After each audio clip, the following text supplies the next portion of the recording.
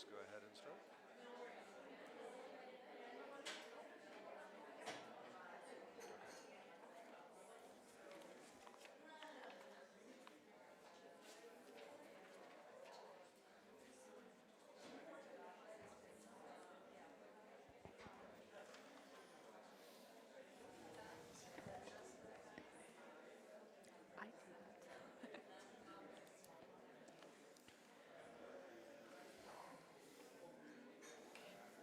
Are you asking somebody to take the picture? So, good morning. Expectation. You ask the regulator with your phone.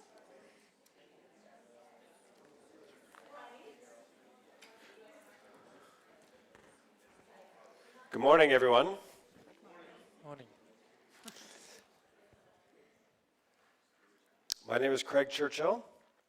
I work for the International Labor Organization in Geneva, and I'm very happy to be here to talk to you about financial inclusion in the world of work.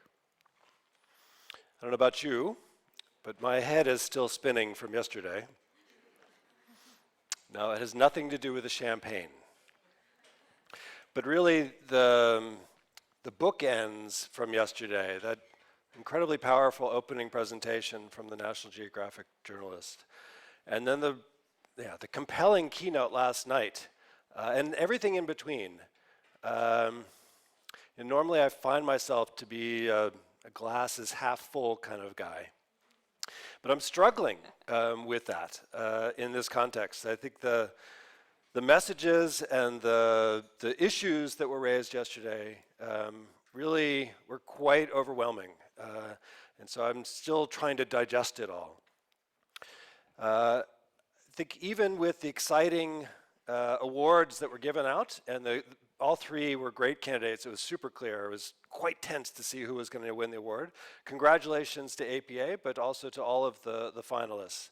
But even with the exciting innovations that they're doing in the context of climate change, it does sort of feel a little bit like a drop in the bucket against this incredibly overwhelming challenge that we're all facing.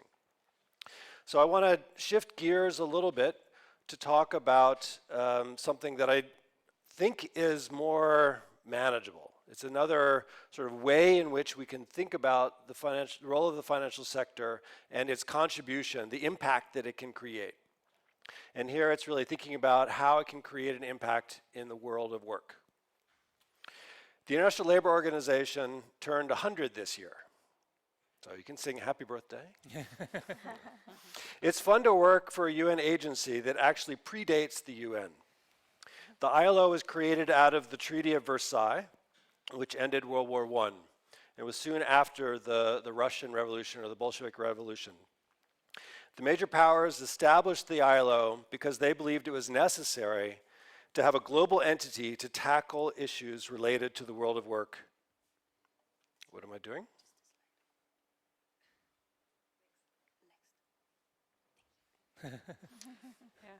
What do you think? Which way? Really?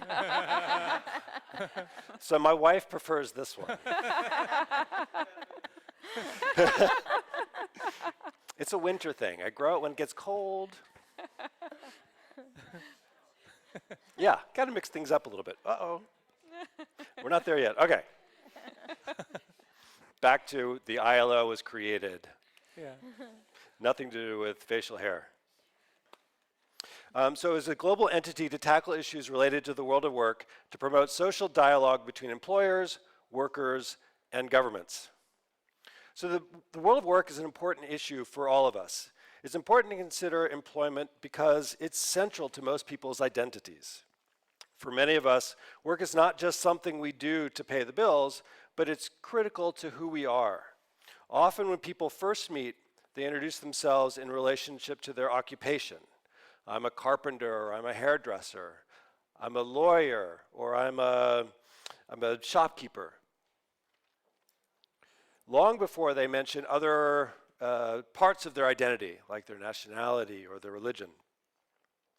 And if we get satisfaction or even enjoyment out of work, then we are, by and large, happier humans and more effective contributors to society.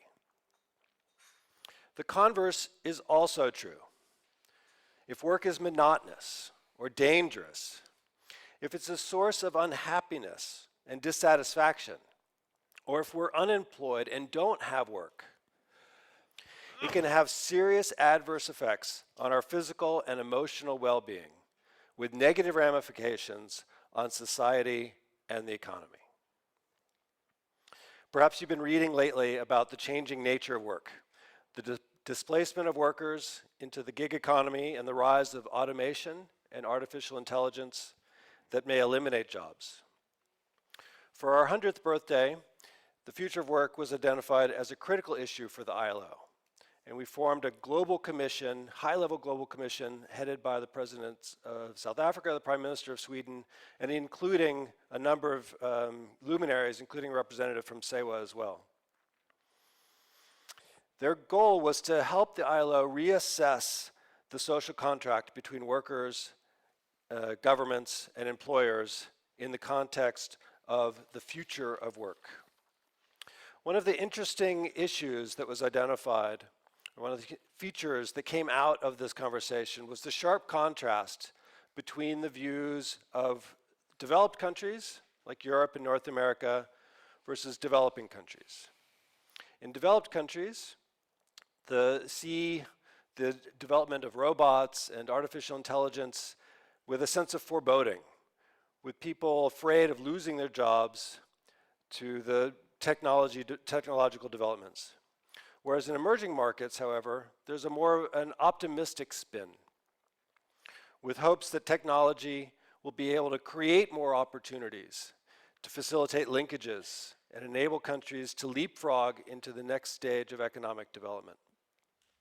Developing countries are less concerned about the rise of the gig economy because that is already the current state of affairs, where workers are often based in the informal economy. 70, 80, 90% of the workforce are already in the informal economy. So by now, you might be thinking, this is interesting, but what does it have to do with me? Yeah. What does it have to do with financial inclusion? What does financial inclusion have to do with the world of work? Well, I am so glad that you asked. At the ILO, I'm responsible for social finance, which considers how the financial system can contribute to social justice and decent work. Those are some good ILO buzzwords for you: social justice and decent work. So what do you think we mean by social justice in the financial sector? Financial inclusion is at the top of that list, where anybody, regardless of their income, their ethnicity, their gender, have access to the same set of financial services. Does that sound familiar to you? Financial inclusion at its best. Indeed, the financial sector has the potential to play a critical role in the world of work, and I want to illustrate that connection through the following mnemonic: more jobs, better jobs, and the rights jobs.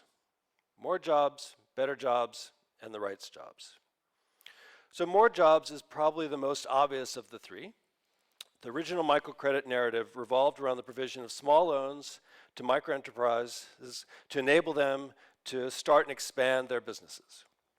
And it remains an important part of the financial inclusion story today. But unfortunately, it's not been backed up by the academic research. Most MFIs target existing businesses rather than startups, and those existing businesses tend not to create as many jobs for other workers as we were assuming that would happen. The best outcome that we can articulate is probably one of job stabilization rather than job creation, at least in the context of microenterprises. But since job creation remains a critical objective for national governments and development agencies alike, we have seen two main reactions. First, some financial institutions have broadened their remit to include a range of financial services and non-financial services to support business growth. So financial services including remittances, payments, and insurance, and non-financial services including business training, market linkages, and so forth. in the hopes that a more comprehensive package will have greater impact. The alternative approach has been for financial service providers to recalibrate their sights and broaden their remit to include small and medium enterprises as well, as they are likely to be a better source of job creation. If I was an investor or a funder, I'm not sure which of these two horses I would bet on, but I probably would put a little bit of money on both, as one may be better suited for certain market segments or under certain circumstances than the other. So there's probably value in both. That brings us to better jobs. Of course, the volume or number of jobs is not sufficient. We need to consider quality as well as quantity.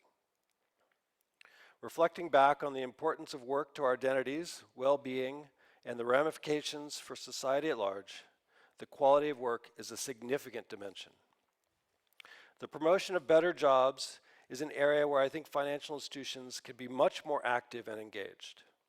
How many times have you visited the clients of financial institutions and seen women weaving carpets without any natural light? Or machine shops where the welders work without gloves or protective eyewear? Or farmers with open bags of fertilizer leaning against their residences? I could go on, but you get the picture. There's a school of thought that financial institutions should focus exclusively on their core business of providing financial services and not get distracted by ancillary activities like conducting training or awareness raising. I'd like to argue that there's both a moral obligation and a business logic to embrace a broader engagement with the target group. The moral obligation is if loan officers or field agents witness deplorable working conditions, then they should want to improve that situation in some way. But this is also the business logic. If a bank's clients are exposed to risks,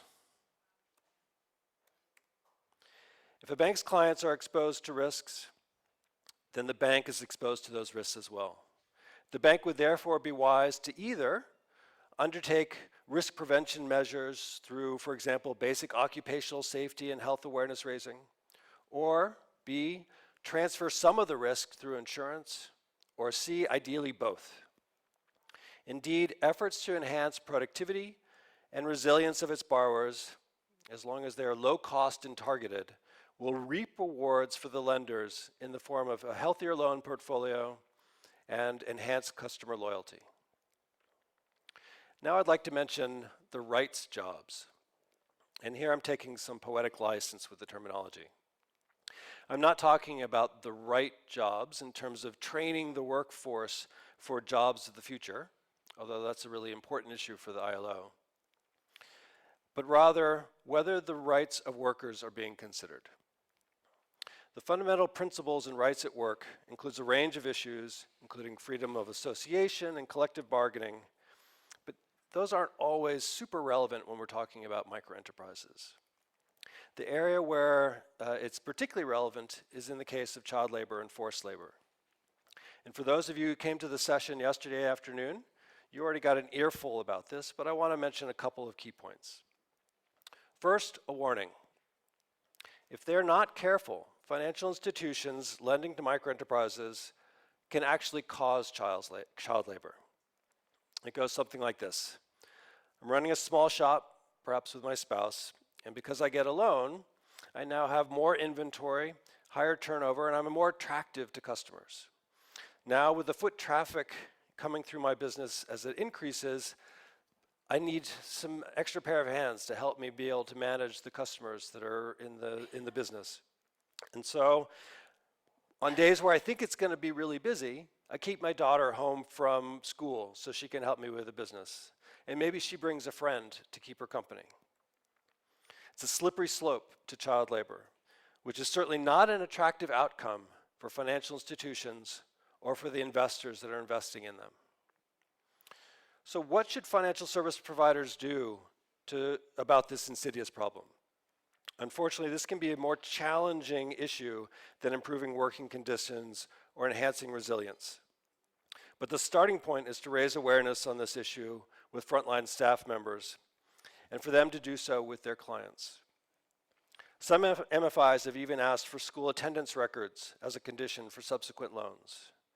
Others have developed specific products to target the root causes of child labor, like education savings accounts, for example, on the logic that one of the reasons children aren't in school is because parents don't have the money to afford it. Others may be offering insurance services, for example, on the logic that one of the reasons that child labor can start is if a breadwinner dies or has an accident or is ill, and you need a child to be able to replace lost income of the breadwinner.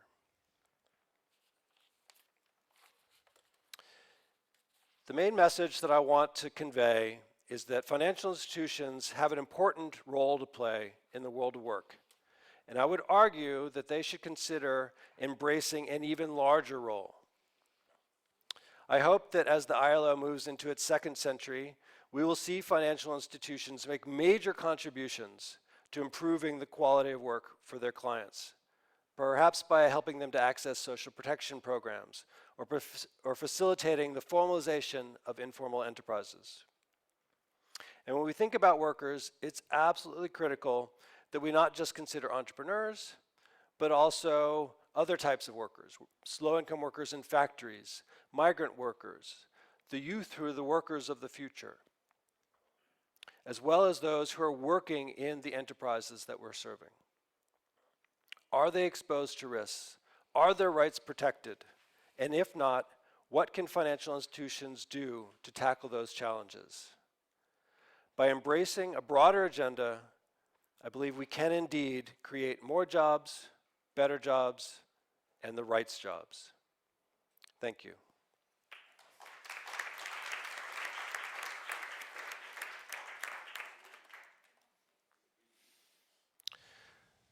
So now what I want to do is to be able to bring this idea to life a bit.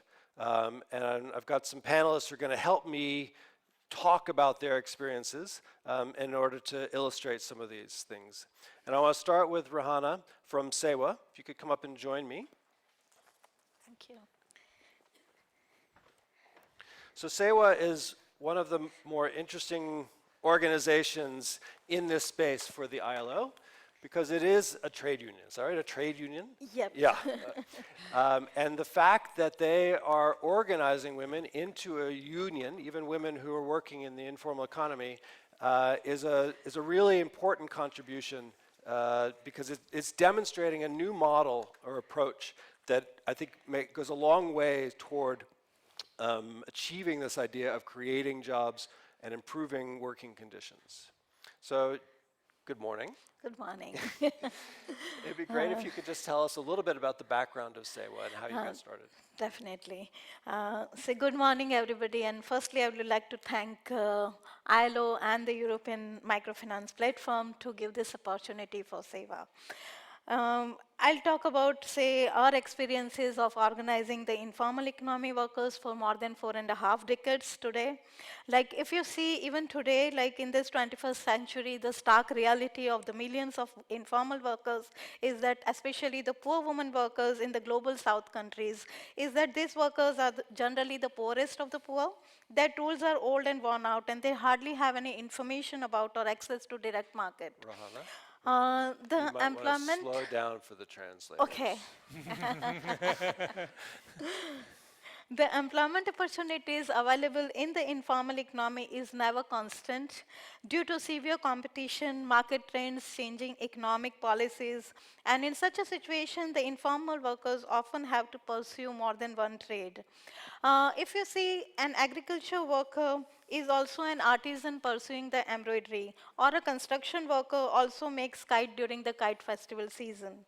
Thus, their occupation varies depending on what is more conductive at what point of time. In such scenario, the dignity of such workers is often compromised, and they end up in the vicious downfall of drudgery and poverty. So what they need is, say, the productive and the decent work, which is the only thread that can weave the society together. Only work, a steady source of income, and asset ownership can break one's fall, and help feed the workers' families and bring them security. SEVA, a national trade union of 1.5 million poor self-employed women workers from the informal economy, has understood the importance of the work in the lives of the members, and therefore has been striving over these 4.5 decades to facilitate full employment and self-reliance. This is, say, the twin goals of SEVA is about. And we facilitate our members to offer them with the new alternatives to face various constraints and limitations imposed on them by the society and the economy. So our founder, Srimati Elaben Bhatt, strongly believes that poverty is the worst kind of violence perpetuated by the consent of the society. To be poor is to be vulnerable. The condition of being poor and being self-employed, of being a woman, are all distinct, but then yet they are all interrelated states of vulnerability. Poverty makes one become a chronic victim of forces beyond one's control. And yet our experiences has also shown us that the poor do not want charity, but then what they need is productive work, a steady source of income, and asset ownership. What they need is also enabling access to services for addressing the challenges around the inclusion of economic growth. And to achieve this, SEVA has adopted a joint strategy of union and cooperatives, or say collectives. Through union, SEVA organizes the informal women workers to bring them voice, visibility, and validity as a worker. Whereas through a collectives or a cooperative movement, SEVA organizes its member based on their skills into their own economic organization, which are in the form of, say, collectives, cooperative, federation, for-profit, not-for-profit companies, and also micro-enterprises, where the members are not just the workers, but they are also the owners and managers of their own enterprises. And this leads to increased work security and social security, education for the children, asset ownership, and the tools in their own name. And like they also have the capital formation and asset creation in the name of women, and this brings in further, say, increased bargaining power and mainstreaming these workers into the mainstream economy. So with this brief introduction, I'll just have a video on what SEVA is about. It's a small video of, say, 2 minutes or so. So while I'm putting the video on, I just want to ask you, this whole idea of organizing women into a union. I mean, typically we think about unions and their role in terms of collective bargaining with an employer. But if you're organizing women in the informal economy, they don't have an employer. So what are you organizing them to bargain with, and with whom? Okay, so like for the informal economy workers, there is no employer-employee relationship. So what we do is we, first and foremost, we organize them to bring in, say, the visibility and voices and for their rights. So we advocate a lot at the policy level, whether it be at the national level or at the international level, to bring these workers in the mainstream economy, and we work for their rights and policy. Some of the things which SEVA has been working upon this policy is that we have been successfully lobbying and advocating for the Social Security Act in India, and the Unorganized Social Security Act in India is now in place, and we are working on the enactment of that. So that's great. So the idea is that if I'm not negotiating with an employer, I'm negotiating essentially with the government in order to get the benefits that I would get if I was employed. Exactly, and then at times it's also, say, how do we bring in, say, bring them the validity and visibility, and for that we also work for, say, bringing in, supposedly if you're talking about the street vendors or, say, the construction workers, we are also working upon how do we bring in, say, the identity cards which provides them, say, the visibility and valuability for these workers. So we're also working towards identity cards. We see to it that how these workers have a place in the committees, say in the corporations, or say policy advocacy level and all. And then at the same time, like because we, as I mentioned, we had a joint strategy of struggle and development. So at one end, we are fighting for their voice and visibility to bring them in the mainstream economy. And at the another end, we also work in how do we organize them, promote the social enterprises of their own. And then this brings them into, say, collective bargaining, which increases their bargaining power. And then this also brings them into the mainstream economy.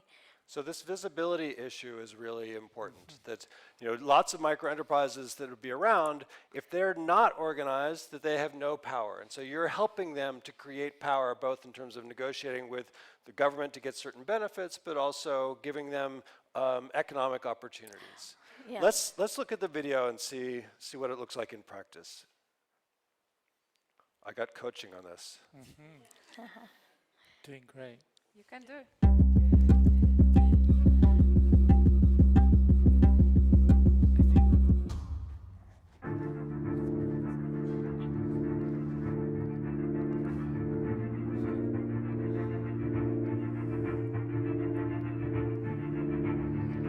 મારું ખેતર એ જ મારો ધંધો છે કામ નાનું હોય કે મોટું હોય કામ તો કામ છે પણ જો અમારી કારીગરીની કદર કરાવી હોય તો સેવા એ કરાવે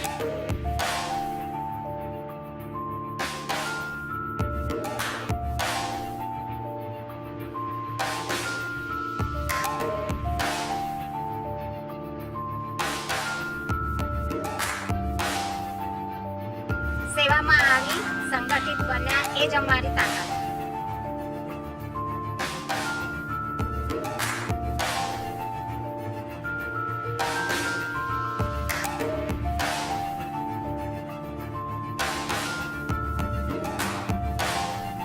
દુનિયામાં કંપની તો ઘણી છે પણ આ અમારી એક કંપની એવી છે કે તેના માલિક ને મેનેજર અમે છીએ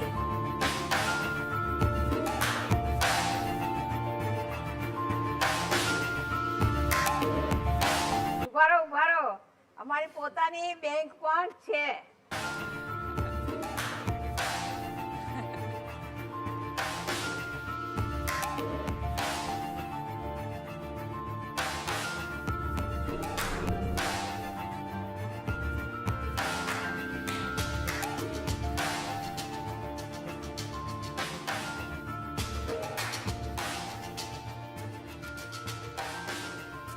સાંભળ બહેનોને ઓળખ મળી અગ્રિમતા મળી રોજગાર મળી પહેલા અમે બીજા પર આધાર રાખતા હતા અત્યારે બીજા અમારી પર આધાર રાખે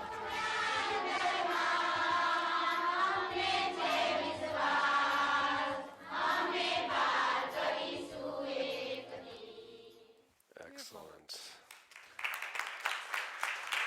That's a cool video. Love it. Normally they wouldn't. So this is how on these lines, like Seva has facilitated organizing its members into over 4,000 SHGs, over 110 cooperatives, 15 federations, and 3 producers company. These enterprises of Seva, while focusing on fulfilling 6 basic needs of members such as food, water, shelter, housing, education, and finance, also generate additional livelihood opportunities for the members. All this leads towards, say, better working conditions and a just and dignified and secure work for the informal economy workers. Great, thank you. So just on this better working conditions issue, can you explain sort of the sequencing? How do you create better working conditions? Okay, say we organize these workers into a union, and then we also for a better working condition, we have a multi-pronged approaches. One is that we work towards, say, their social enterprise, social security, and we don't believe in, say, getting any parallel programs, but then we also link them with the government programs and strive that how does we advocate with the government to bring in, say, better social security for these workers. And then at the same time, through this small and micro enterprises of the members own, we also look into how do we formalize the informal economy workers. And through their collectives, they get, say, more of, say, the working conditions are improved. When their livelihoods are improved, their working condition improved, the children get education, and things all fall into place then. Excellent. I like it when things all fall into place. All right, we're going to pause there. I'm going to bring Maya up here from Crystal in Georgia. So thanks for joining us. Thank you for having me. So moving from India to Georgia, not my Georgia, but your Georgia. Long way, yes. Yeah. So, Maya, if you could just talk a little bit about Crystal as a microfinance organization and how you're helping to contribute to job creation and improving working conditions. Thank you. Happy birthday, first of all. Oh, for the ILO, yeah, I was like, wait. Yes, thank you. 100 years, it's really something. And for an organization, and I wonder where we will be after another 100 year and what we will be talking about after 100. It's really interesting. I was thinking all the time, also listening to you while you had my interesting presentation, speaking points. So when it comes to Crystal, yes, we represent Georgia, the country of, not the state. We had been existing on the Georgian market for 20 years. And we are now represented with 100,000 customers and around 1,200 employees with 50 branches around Georgia. And just for imagining the background, sorry, because another Georgia is bigger than my Georgia, it's 4.5 million people around, just for you to have the background that 100,000 customers represent of. So for, I think, 18 or 19 years, it took us that many teenage years to mature enough to understand that, yes, there are things that needs maturity, and one of those things was to really realize that it's not only loans that we are providing to our customers, but it's also non-financial services with which we are helping our borrowers to grow. So also for you to imagine, we all know that microfinance organizations were created for less served or unserved and unbankable. So in most of the times, what our borrowers need is something very basic. That could be something that we cannot even imagine. So helping them with our financial services and non-financial services to access those really sometimes very minimum things with our loans is something that helps them, or we think that helps them create better job opportunities, and also for our borrowers to employ some other people, whether it's a very basic, I don't know, sewing machine that they could buy with the help of our loan and then produce their product or scale up their product, and with doing that create even more jobs. I think that's how we're contributing on our side, creating jobs for the most needed in the rural areas of Georgia who are very much unbankable. So are you primarily lending to existing small businesses, or you also support startups? Both of them, because supporting startups I think is also very important, because they are the ones in most of the times who have no access to other bigger banks because of the lack of collateral or no collateral at all. So we're in both fields. So I mean, one of the challenges we find with many MFIs is that they don't target startups, that to manage their credit risk, they only lend to existing businesses. So how do you manage the credit risk of lending to startups? Right, that's a great question. We are trying to help those startups in the very basic things like financial literacy, for instance, and how to manage their cash flow, etc. So we're trying to help them grow or know how to manage their business, so there is less risk with the startup. So in this part also, not only financial but non-financial services that we are providing, helping us managing and mitigating those risks that often comes, as you said, of course, with startups. So in terms of the cost structure, you've got your financial services and your non-financial services. Right. How do you pay for the non-financial services? Are they a part of the income that you're earning from the interest rate, or do you have a separate source of income to cover the non-financial services? Yeah, that's another great question, because that often comes, like it's very costly, the workshops and financial literacy trainings and women empowerment programs that we're having, etc. For our borrowers. Yes, we part of it is covered from our ENS, Environment and Social, which I represent today, division and CSR budget, and half of them from our either investors, international investors that we have from around the world, the American, the British, the European, etc. Yesterday I was talking, for instance, with our Belgium Incofin investors that we were talking about social impact measurement. So under the part of TA, technical assistance, with our international donors like USAID, etc., and with our own CSR budget. So some of the non-financial services you get donor money specifically for, and others that you incorporate into your main sort of income statements. Right. Okay. That's right. And is it the same with SEWA? Do you have a separate budget for non-financial services, or do you pay for it out of the income that you earn? See, for SEWA, it is say from their income, on the livelihood, when the members' livelihood increases. And so the non-financial, we have an integrated approach of working.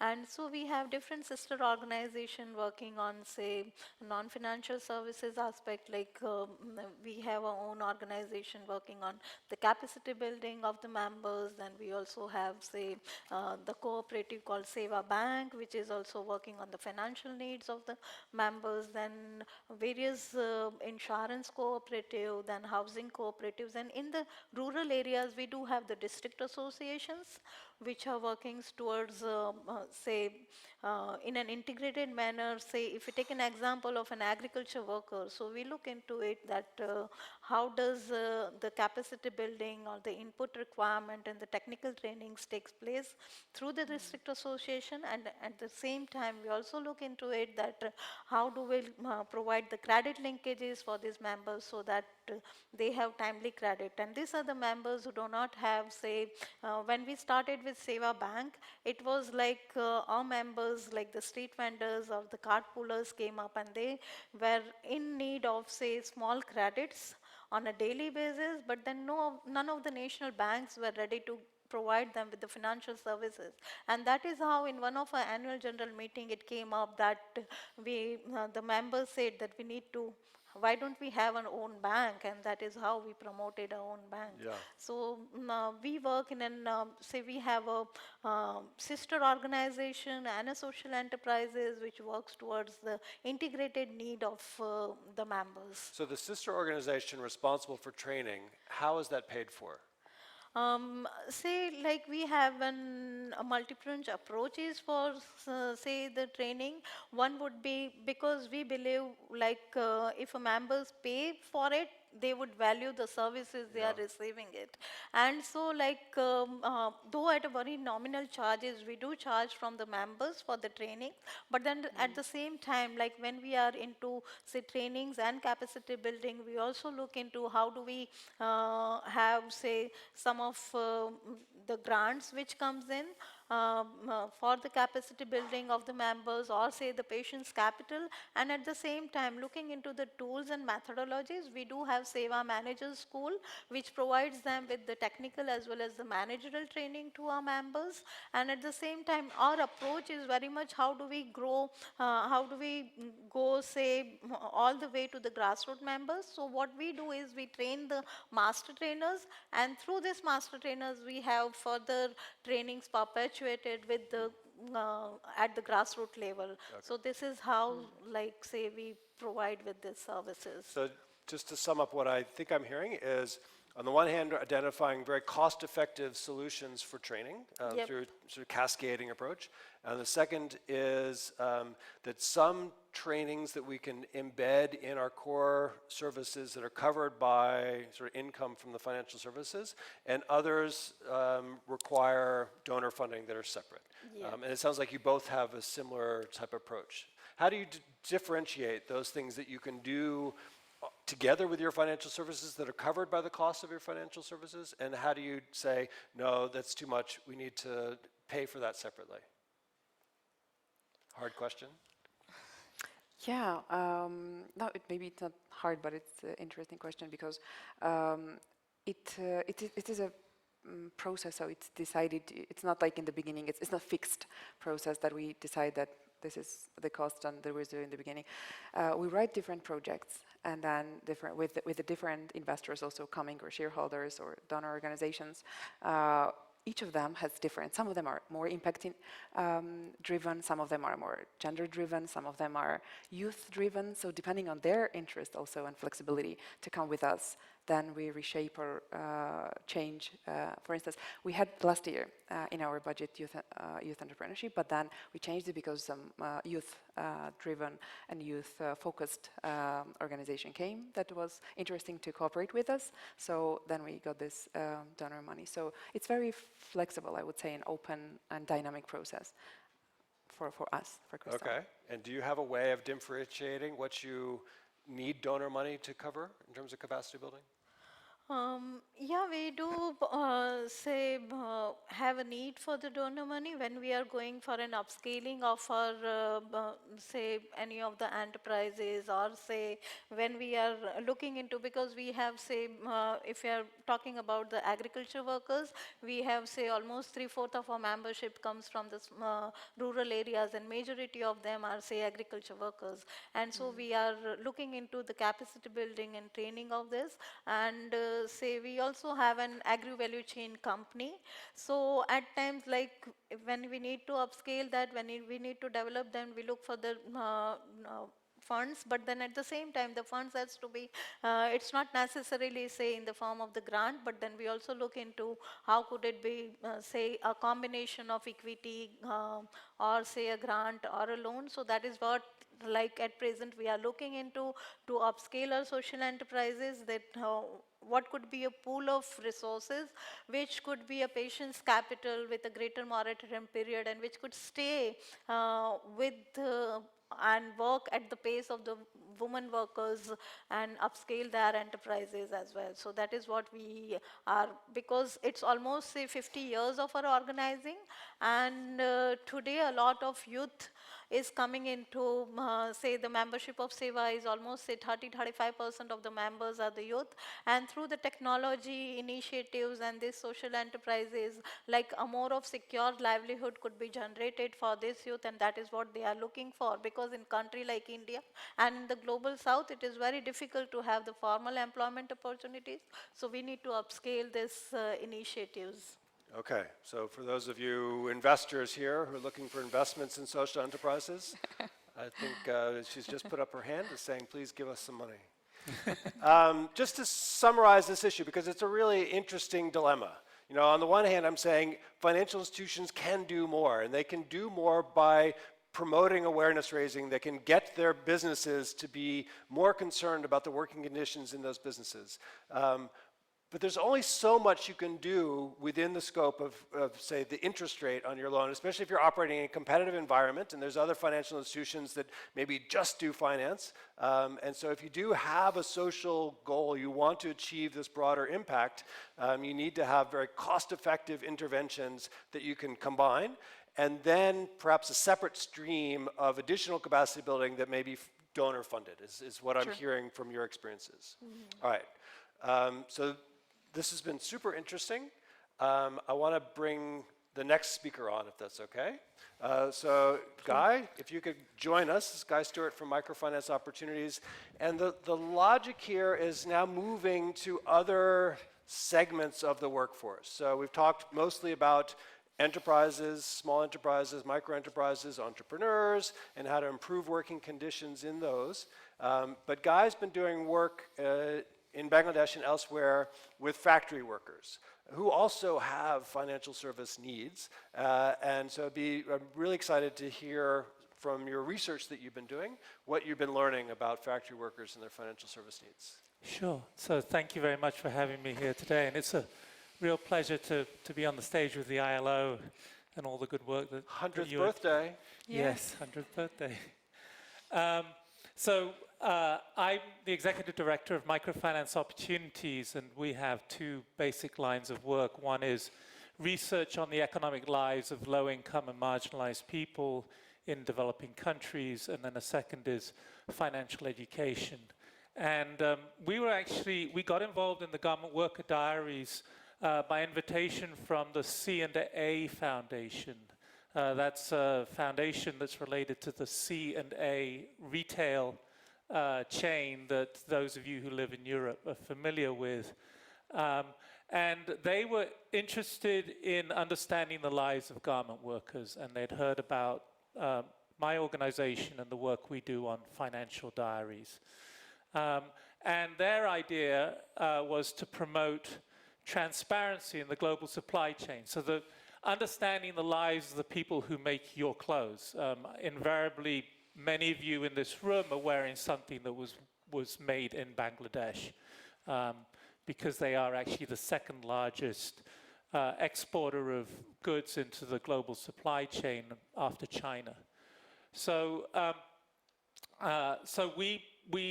we started this work, and the initial work was actually in Bangladesh, Cambodia, and India. And our methodology, our diaries methodology, is that we interview people every week, and we ask them very simple questions. What did you earn? What did you sell? What did you buy? What did you borrow? What did you save? What gifts, what transfers of money were you given? What transfers of money did you receive? Very simple questions that we can all answer. And we've asked those questions in countries across the globe, and we've never really had to change the questions. We've just had to change our understanding of some of the answers and some of the follow-up questions we need to make. So we did that in these 3 countries from 2016, 2017, and we generated a picture of their lives. And then in 2018, due to what we found in the diaries, which was not completely surprising, that Bangladesh was by far the worst case situation for workers, that they were working many more hours, 20% more hours a month than workers in India and Cambodia, and they were earning far less than them. And their work conditions and stress levels were much higher. And so we focused in on Bangladesh, and we've now got a sample of 1,300 workers who we're talking to every week. And we've been doing this, we've been talking to 1,300 workers since January 2019. We had a scale-up period before that, because it's hard to get to scale doing this sort of survey. And we're talking to them every week, and we're generating data. And the idea is that we don't generate data just for research, but it's to engage the brands, the unions, policymakers. ILO is a key constituent in all of this, to use the data to understand the lives of the workers and understand what sort of policies need to be put in place in order to improve their lives. One of the things that has come out, and I think in your introductory remarks I saw some questions for me, what surprised me. And one of the things that surprised me is that all the work we've done on financial inclusion was totally relevant to the work we're doing on global transparency. You know, so the project was about transparency in global supply chains, bringing to life, bringing to visibility the lives of the workers. But in doing so, it reiterated the importance of finance. And just some basics here. So workers get paid on a monthly basis. In Bangladesh, it's about 10,000 taka a month, and it's 85 taka to the dollar, so do the math, it's around $115, $120 a month. And, but they get paid monthly, and so they need to manage their cash flow over that month. They get paid in cash, most of them, although I'll get to the wage digitization in a moment. So what happens is they get their 10,000 taka, and if they're the person in the family in charge of paying rent, they immediately pay rent. They also pay off their store credit because they've accumulated store credit over the month to buy food and other goods. They might pay their education fees. But essentially, so they pay out a bunch of the money right there in that first day, first week that they get their pay. But then they have to make the rest of it last for the next 4 weeks. And they have to keep that money safe somewhere. Well, they keep it at home because they keep it in cash. They don't use banks for savings. They're not using mobile money extensively. Even if they get paid digitally, if they get paid money into their bank account, they invariably withdraw the whole amount and keep the cash at home. They don't use the banks to keep their money, which seems to be a basic failing of the financial service sector in those countries, that people don't feel like they should leave their money there. So managing cash flow is one. Food credit, I mentioned that. People buy food on credit with the local merchant and then pay that credit off each month. A third thing, they're saving, as I mentioned, they're saving at home. And there's different types of saving. There's saving for that short-term cash flow management through the month. Then there's also longer-term saving up maybe to pay for the quarterly fee for their children's education. Then we got into some questions around health insurance. Workers in India that we talked to are part of the government scheme, a health insurance scheme. But we found when we looked at their data that they were paying large hospital bills. They shouldn't be paying large hospital bills if they have health insurance. Well, it turns out the clinics and the hospitals that accept the insurance were not accessible. If you work, well, in India they were working 8 hours a day, so they actually had fairly reasonable hours compared to the Bangladeshis. But they're working 8 hours a day, 6 days a week. When do you get the time to go to the clinic or the hospital that may be 20, 30 kilometers away? And this was not in some remote area. This was in Bangalore. This was on the Mysore Road, southwest part of Bangalore. It's not exactly out in the middle of nowhere, but not accessible. So health insurance is a good idea, but health insurance has to be married with availability of health services. So that's another thing that popped up in our work. And one of the things that happened as we were finishing our work in Cambodia is the government extended health insurance to the workers in Cambodia. And unfortunately, we didn't have the funding to stick around. But what we want to do is go back to Cambodia and see whether it's had an impact on the workers' health spending, because it may be the case that they face the same situation as in India. They don't have access to the services they need. A final one, well, I'm going to mention one other thing, is that there's a whole debate in the industry around global transparency, a whole debate about living wage. And, you know, what is a living wage? And you can do some various numbers, and we look at our numbers, and we find that people are actually, they survive, they live, they work in the factories for many years.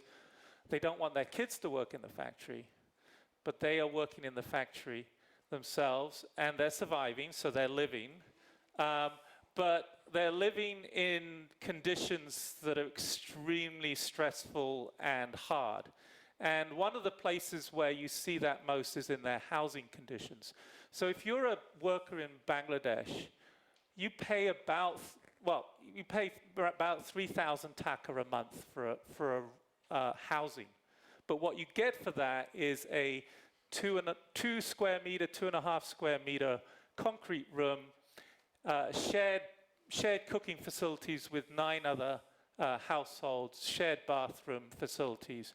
In no way would one consider this housing to be sort of a good standard of living. It compares favorably to a lot of housing in the informal economy, but in a dense urban area where you have very little room to move around anyway, you're stuck in this very small home. So there's a whole issue around housing, access to housing and housing finance that I won't even get into, but it's a big can of worms that needs to be looked at to inform questions around the living wage. But let me, if I may, I'm going to just finish with wages and wage digitization. Okay. Yeah, is that right? So one other big finding around the issue, around the lives of garment workers is a question of how they get paid. As I said, a lot of them get paid in cash. In Bangladesh, there's 4 million workers, about 3 million of them are getting paid in cash and 1 million paid digitally. And I've got two perspectives on this, because I've looked at two sets of data on this. One set of data is from the Business for Social Responsibility, and they just released some data that they asked me to analyze for them on the impact of wage digitization on workers. And then we ourselves did focus group with workers. And the two sets of data tell a different story. In our data, the story is the workers acknowledged that there was some benefit from getting digital wages, but they went through a whole period where they were really uncertain of what was going on. They received very little information, very little education about digital wages, what it would mean to be paid into a bank account or into a mobile money account. And they felt very lost in that process and didn't have a voice. But they did acknowledge that that it was better to get money digitally than carrying cash around. But they also noted that they would cash out the money, almost all of it, and then use the cash, not use the money in their bank accounts digitally. And then there was a piece where some of the married women talked about a loss of control over their wages, because when you get paid digitally, either through a mobile phone, your other people in your household can see how much you made. Or if you get paid in the bank account, someone in your household can take your ATM card, put it into the ATM machine, type in your PIN, and see how much you earned. If you paid cash, you can take some of the cash and hide it, and then show the rest. So there was an issue around loss of control. Now, when I looked at the BSR data, it was a very different story. That loss of control story wasn't there. There was much more favorable view of wage digitization. And the reason is, the sort of the hypothesis here is that the reason they had a better view and had a better control over their money after wage digitization is they received a whole lot of financial education. There's a whole program that BSR takes the workers through in order to show them how to manage their money digitally. And it's an extensive program, and it deals with intra-household relationships between husbands and wives, daughters and male heads of household, and others. And so, so the big takeaway message of all of this is workers, low-income workers in developing countries in the formal economy are an obvious and huge market. Bangladeshi workers pull in $500 million a month, $6 billion a year. That's a big market when you think about microfinance. So they constitute a big market. They're getting regular pay, but the problem that they face is that the quality of the services they're getting from the financial sector are not meeting their needs. And so you have to really understand their lives in order to provide them with quality services. And the danger is that they're going to get bad quality services and lose out despite all their hard work. So you aren't seeing any links between the very vibrant microfinance community in Bangladesh and the factory workers? There's a disconnect there. Well, BRAC has Bcash, which is the largest mobile money provider, and a lot of workers are getting paid through Bcash, or they're using Bcash to transfer money to friends and family elsewhere. And BRAC has a bank, and BRAC Bank is one of the banks where through which people are getting paid. We have seen in some of our earlier Bangladesh data that people had loans that they were paying back to BRAC Bank. I was a little concerned about those loans because the loan repayment was I think the median loan repayment was about 4,000 taka a month, and that was in a 8,000 to 10,000 taka a month household. So that was a little concerning. Yeah. But BRAC Bank BRAC is probably the biggest player in that market, as far as I can tell. So market opportunity if the financial institutions can understand exactly what their needs are going to be, sort of the takeaway. Yeah, and and understand their needs, and understand not to over-indebt those workers. Huge risk. Yeah. So I'm super excited that you were wrapping up on the financial education. So that's a great transition to our next speaker. You want to join us?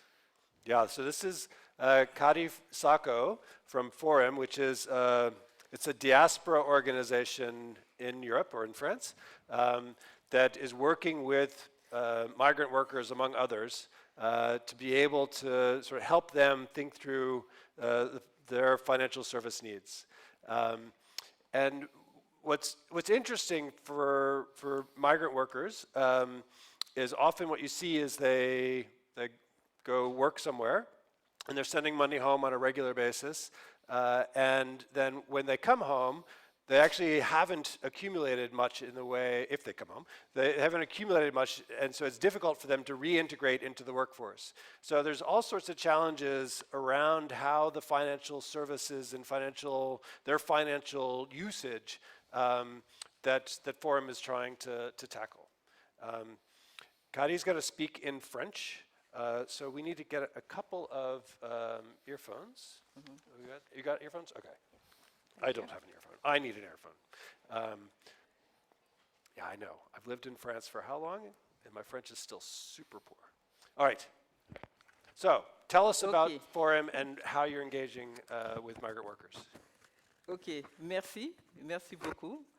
J'espère que tout le monde a ses outils de traduction. C'est ça aussi l'Europe. La diversité des langues. Merci beaucoup au BIT. Merci aussi à l'European Platform de la microfinance. C'est vrai que c'est un sujet qui nous est un peu proche depuis ces 10 dernières années. Le Forum, qui n'est pas au Maroc, mais qui est en France, c'est ici, je pense qu'il y a une petite erreur, parce que quand je faisais l'inscription, je me trouvais au Maroc, d'où je reviens, après 2 conférences. Mais nous sommes bien basés en France et c'est la première plateforme qui regroupe plus de 1000 organisations de la diaspora de migrants en France et qui travaille dans le domaine surtout du développement local. Comment les migrants contribuent à leur région d'origine. Donc ça, c'est le Forum. Les expériences que nous avons sur ce que vous venez de dire, Greg, c'est comment aider les migrants à avoir, pendant qu'ils sont en période de migration, un capital qu'ils peuvent investir dans leur pays d'origine et à leur retour, parce que tout migrant qui part a un projet de retour. Et nous avons l'habitude de dire que le retour se prépare avant le départ. Et ça montre aujourd'hui qu'il y a énormément d'instruments mis en place pour que ces migrants, une fois qu'ils décident de rentrer, parce que c'est un choix, peuvent aussi avoir la qualité de vie nécessaire. Épargner, oui, mais épargner pour quoi faire, comme je disais. Et nous, l'expérience que nous avons déjà sur ces éléments de microfinance, déjà en 2008, nous avons contribué avec le BIT à travailler sur les outils de l'éducation financière au Sénégal, avec toutes les parties prenantes, les banques, les compagnies d'assurance, les migrants eux-mêmes et aussi l'État, pour voir comment les migrants qui sont actuellement dans les pays peuvent aujourd'hui avoir plus de confiance, parce qu'il y a ce problème de confiance qui se pose. Beaucoup de migrants investissent dans leur pays, envoient l'argent, n'ont jamais vu le retour de cet argent en termes d'investissement. Donc, c'est un problème de confiance qui était déjà souligné. Après, on a eu un atelier de travail parce que juste après, nous avons créé la première mutuelle d'épargne et de crédit des Sénégalais de France, que j'ai dirigée, et qui était une organisation qui prenait l'épargne des migrants en France pour l'investissement et les prêts au pays. Donc, cette institution a existé, a travaillé en tout cas, mais finalement n'a pas eu en tout cas les résultats qu'on escomptait. Parce qu'il y a toujours ce problème de est-ce que l'argent que je vais mettre dans les banques au pays vont être sécurisés. Donc, il y a ce deuxième challenge qu'on n'a pas tout à fait réussi. Et après, il y a le MICSEC. MICSEC qui est un programme du BIT aussi, Migration et Sécurité sociale. Comment les migrants ici peuvent cotiser pour les parents restés au pays en termes de protection sociale. On ne parle plus de finances. Là, on est simplement dans la protection des migrants, parce que les migrants qui vivent en Europe ou dans d'autres pays sont protégés socialement à partir du moment où ils travaillent. Mais comment protéger leur famille? Et c'était un grand programme conduit par Hassan Diop, je crois, qui était à un des départements de sécurité sociale au niveau du BIT. Et ce programme, je pense, est toujours dans vos pipes. Je ne sais pas si c'est quelle en est l'issue. Et Migration et Sécurité sociale aussi, le Forum et MECSEF ont été les deux interlocuteurs au niveau de la France pour y travailler et voir comment faire cotiser les travailleurs migrants dans les pays d'Europe pour la sécurisation sanitaire de leurs parents restés au pays. Le quatrième link qui est très important aussi, c'est comment linker 10 institutions de la microfinance dans 10 pays d'Afrique avec 10 organisations de migrants de diaspora en Europe et voir quels sont les besoins. Quels sont les besoins? Parce que les institutions de microfinance en France, même en Afrique, même un peu décriées, sont les plus à proximité des populations. Les institutions de microfinance sont décriées parce que le taux est cher. Mais aussi, moi-même, ayant travaillé dans ce secteur, je sais que le taux est cher parce qu'on les impose les mêmes réglementations que les banques et ils ont des coûts aussi qu'il faut assurer. Les institutions de microfinance, on ne leur permettait pas, maintenant je pense que la législation a changé, de faire du transfert, alors que les banques, on leur proposait des transferts. Donc, les diasporas ont travaillé à faire des plaidoyers pour que ces institutions de microfinance soient les premiers interlocuteurs et partenaires pour leur investissement. Comment ouvrir des institutions de microfinance, des relais dans les pays de résidence pour avoir des épargnes dans le pays d'origine. Donc ça, c'était un grand projet pour l'Union européenne avec Oxfam Inafi. Et nous, en tant que Forum, nous avons représenté en France cette institution avec des awards pour les organisations de la diaspora qui avaient les meilleurs projets. Le dernier point qui est très important aussi, c'est surtout sur l'éducation financière, parce qu'à partir de ce contact avec le BIT, nous avons pu travailler en tant que Forum à élaborer des outils d'éducation financière pour notre réseau de diaspora. Et on a fait l'étude en Espagne sur les femmes qui sont dans la culture des fraises pour voir comment avoir, en plus de la protection de ces femmes, aussi des instruments financiers pour leur apporter, en tout cas, des produits d'épargne pour leur pays. Et l'éducation financière est toujours d'actualité parce qu'on a ce programme toujours en France. Et nous continuons à travailler avec les têtes de réseau des migrants pour leur permettre d'avoir des produits comme le cash to good ou bien de la bibancarisation ou en tout cas beaucoup d'outils qui aujourd'hui est une alternative au transfert financier avec des programmes mis en place en termes d'assurance éducation, d'assurance santé, mais aussi d'assurance et de promotion de l'habitat. Donc on a tous ces éléments actuellement et on pourra en discuter au cours de cette journée. Great. So what's interesting to me is the link between what you're doing and SEWA, and maybe people aren't seeing that, but it's really around organizing people to have access to services that they wouldn't otherwise have. So how do you get the diaspora together? How do you organize the migrant workers? Yeah. Notre premier rôle en tant que forum, le forum, c'est le forum des organisations de solidarité internationale issues des migrations. Notre premier rôle, c'est l'identification des organisations de la diaspora.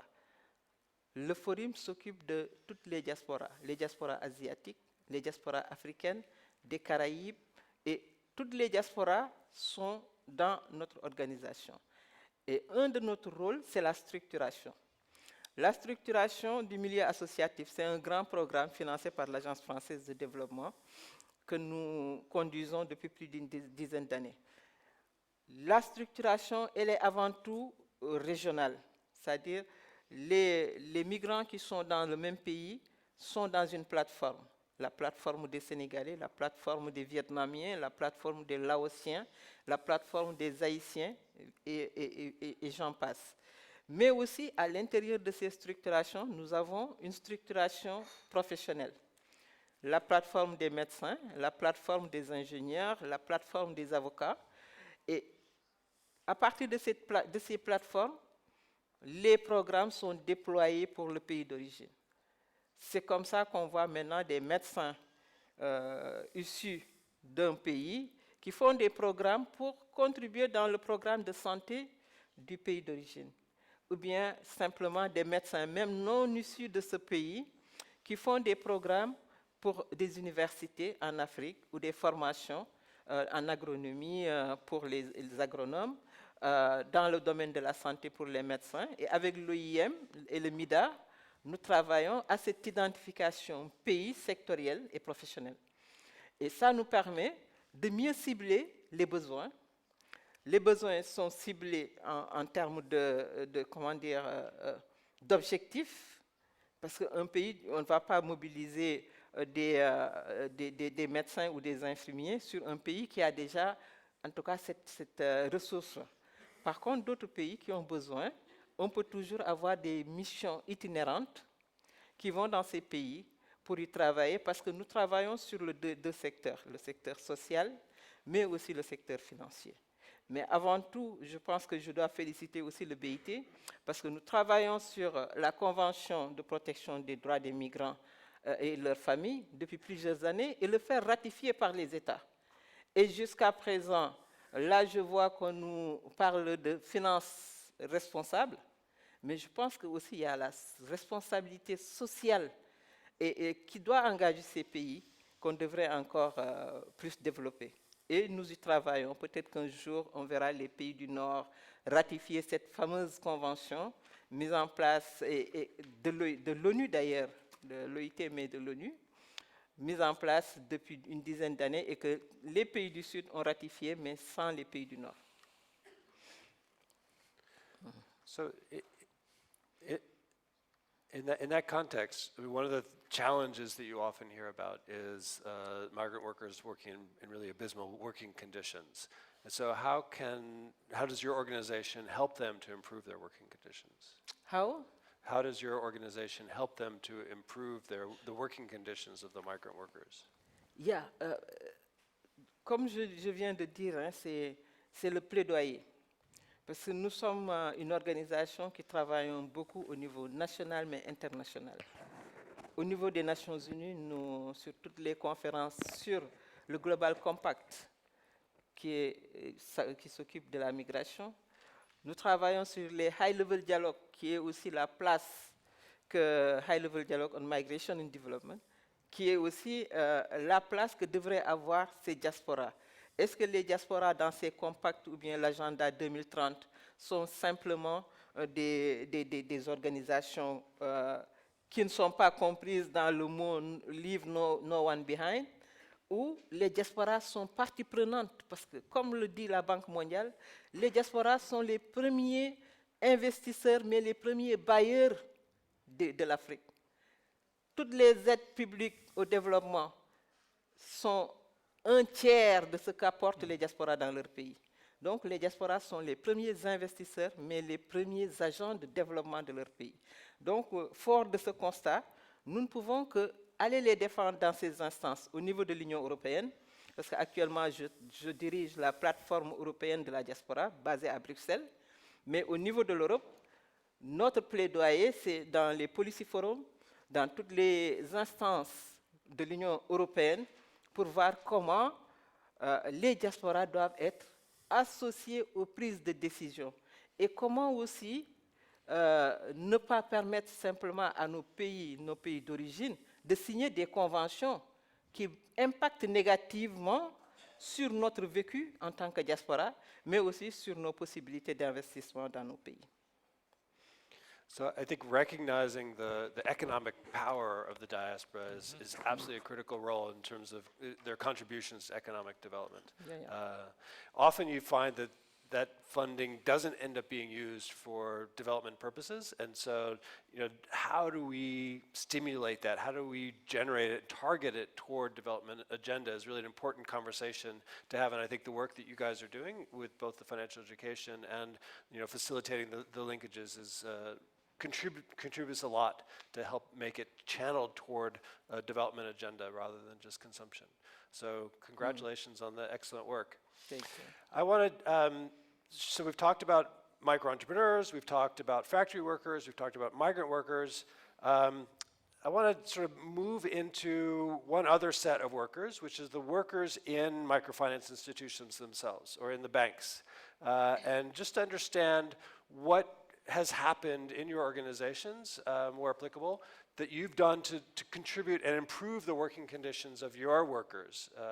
And so maybe I can start with you and say what's experiences. Yeah, like what's the question? How have you improved the working conditions of your workers? Okay. For us, it is more that we look into, say, we are also working on, say, it may be taken as a recommendation to the ILO, and we need to be working on, say, what does social security entail for this informal economy workers, wherein they do not have any, we need to work upon, say, what could be the holistic protection that gives safety net in the life cycles of the workers, whether it be their livelihood, whether it be their loss of employment, or say the family sickness and all. So to improve the working condition, one is that how do we understand that what is the social security for these workers. It's not just a compartmentalizing. But for the women working for SEWA, so for your workers, the people who work in your organization, how have you improved their working conditions? Okay, so I'll just give you, and we'll start with an example of the waste pickers, or say the waste recyclers. They have been working on the streets collecting waste from early morning and then working in the dump site. They may not be getting any, say they were not able to get 2 meals a day, and they would start from the home early in the morning at 4 p.m. and then they are often, say, threatened by the municipal corporation at the dump site that they are the one who are into, say, they are the one who are, say, working for the, say, climate mitigation, but then they would seen as a threatened that they are the one who are, say, working against the climate, and then they wouldn't get their children into education and things like that. But then today we have a cooperative of the waste recyclers who are not just, say, through this cooperative with this organized strength, we have been working with the municipal corporations on getting, say, how do we get the, say, contracts for these waste recyclers for door-to-door collection, and at the same time they are also having their own micro enterprises wherein they are into, say, the young generation members are into production of the stationery products. That is how the livelihood and the working conditions of the members have been improved. And today the Gitanjali cooperative is also supplying their stationeries across, say, the nation and the internationally as well. So that is how we have been working on the working conditions. So it's great to hear how you're enhancing the working conditions of your clients. That's fantastic. Maya, in terms of your experiences with your employees, the people working in your organization, how have you improved their working conditions? Well, I want to be modest, but at the same time, there's a lot of things that we really have done contributing towards the SDGs, or UN Global Compact was mentioned here, and the first two principles are about human rights and labor. I can talk about it for hours, but I'm also conscious about the 3 minutes that is left, so I will try to make it short. So we have around 1,000 plus staff members, and half of them are women. For years, we have been doing this generally for men and for women. For the last several years, we have different programs directly reaching women. We have, together with UN Women Georgia, cooperation on the framework of WEB's Women Empowerment Principles, and we have women mentoring programs specifically tailored for our employees' needs. Also, we have in the HR department, which I don't represent at the moment, but we have also awareness raising and self-esteem raising, like leadership, social skill trainings that really helps them grow in different ways. I think that's the two things that I would briefly mention that really matters for us. But you identified a big wage gap within your own employees in terms of a gender wage difference, no? That's true, and but the fact itself that among so many different big banks and organizations in Georgia, there's around 72 only microfinance organizations in a small country like 4.5 million. And there's big banks also, but none of them have reportedly or openly or publicly reported their gender wage gap. So the fact itself that we are doing that interesting, which and behind of what was a long and tough talks with management, as you can imagine, all our shareholders and members, etc. Because this, even though women empowerment things is very popular and becoming popular now, but still there's a lot of room for development. So based on the wage gap that we have discovered in the framework of our social impact measurement, and also among our women clients, then women employees, then we started the women mentoring program. So it was not the data just for the data, but data and how to use this data for kind of actionable things. And then we started to work on the more strongly, let's say, on women empowerment principles. With that saying, it doesn't mean that everything is perfect, but it means that we are at least aware of the problem and ready to openly talk about that and to do something to improve that condition.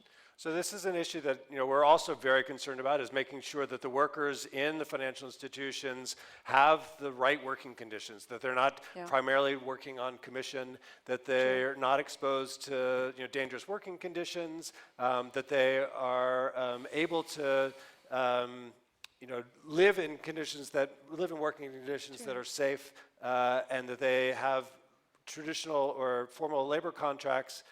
So this is an important priority also for the European Microfinance Platform that has this best practice working group on human resources and the employees in financial institutions. True, and after all, it's the employees who are then going. We are not going with 100,000 customers. It's impossible. It's our employees, and if they are not having all this, I don't know, happiness or satisfaction, etc., then we are not represented well. Also, from a very pragmatic and business point of view, it's very important.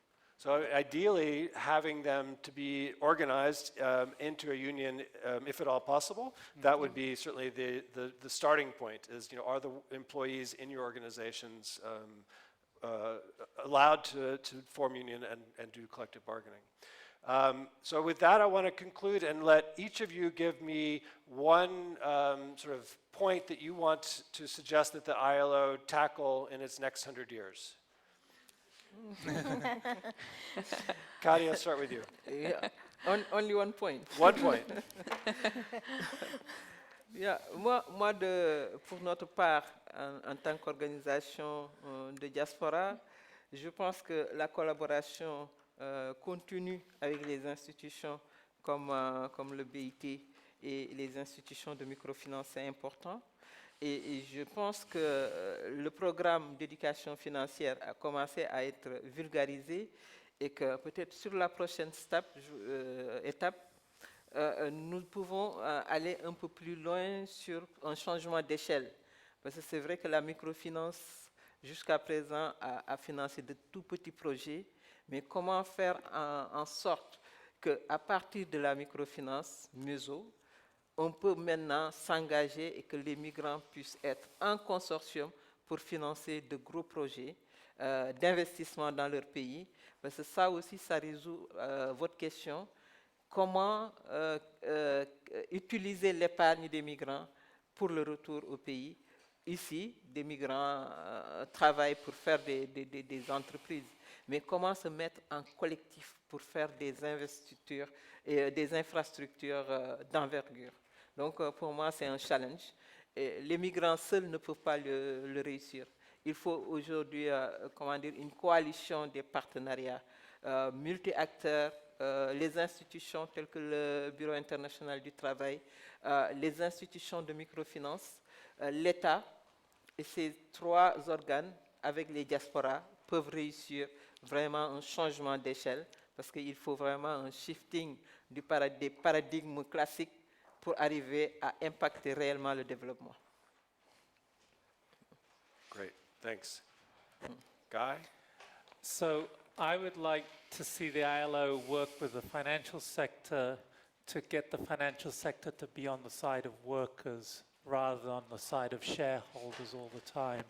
And specifically for the practitioners in the room, work with ILO to ensure that anything that you do related to workers does not get in the way of their ability to associate freely and form unions freely. So this is a really important point, because if somebody, you said that if somebody has a loan, then it's very much harder for them to go on strike because they've got some financial obligations. Yeah. And so, thinking about how you could customize your financial services to allow people to go on strike. So if you are on strike, there's a loan repayment holiday, for example. Exactly. So sort of thinking about those types of issues. Exactly. Okay, Yes. Maya? Well, there's a lot of things, but hearing from our today's very interesting panel discussions, there are things that is, well, you might think is so different because we are from so different countries and the local specificity is so different. But then when you come together, it's one world after all, and the challenges that we are facing with your Georgia, with my Georgia, with France and the US or Bangladesh or India, we can narrow this down to the same thing. So I would say that keep the awesome work doing, really and honestly, and also being open to new challenges in the 100 years, because nobody knows what 100 years bring us. So No one just knows. being Okay, open, yeah. good. Rana? Seva has been, one of the global commissioner at the Global Commission of Future of Work, and so we have drawn our experiences and lessons learned and brought into the report of the Future of Work, and based on that, we also have this the lessons and recommendations for the future of work in the Got a global whole book south. here. And then lastly, I would like to talk about, anything which is not told it's also that we need to work upon, the living income for the informal economy workers, but because for them it's not the wages, since there is no employment-employee relationship, so we need to work upon what could be the living income for that. So. And one last thing for me is that financial institutions are going through major transformations in terms of their employees. As financial institutions digitize, they're going to have different needs for their employees, different work environments. And so what are the future employment or the future skills required for your employees, and how do you prepare your employees for their future work? Because they may easily be replaced by algorithms and robotics. So this is going to be a big challenge for the financial institutions as well. With that, I hope you can join me in thanking the panel for their contributions.